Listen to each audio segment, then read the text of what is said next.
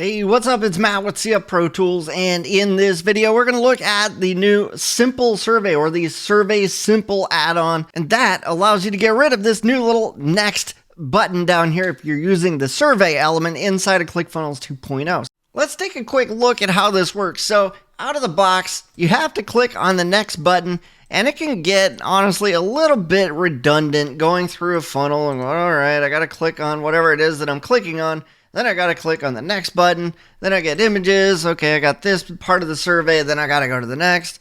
And then, you got to keep clicking next, however long it takes to get through that survey. Well, check this out. Enter CF Pro Tools with the fix, a simple fix for that. And let's see. So if we go over to CF Pro Tools, now all you have to do is click Create New. And then you come down here, click on search by keyword. All you have to type in is survey, and it'll come up with the new Survey Simple add-on. All you have to do is click on that and go through the instructions. That's probably where you're at. You're looking at me right now watching this video, and give it a name. There's no configuration. All you have to do is click Create Add-on, and it is going to create a script for you. Take that script.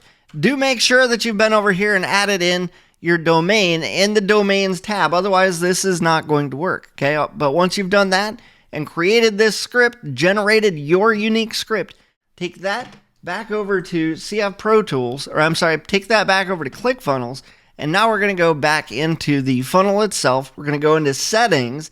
We're going to come down here to show code, and we're going to come down here to the footer code. We always put our scripts almost religiously inside of the footer codes here. So there might be a few exceptions to that, but for the most part, it's always going to be in the footer code. Put that code in there, click on save, and now we're going to go back and check that out.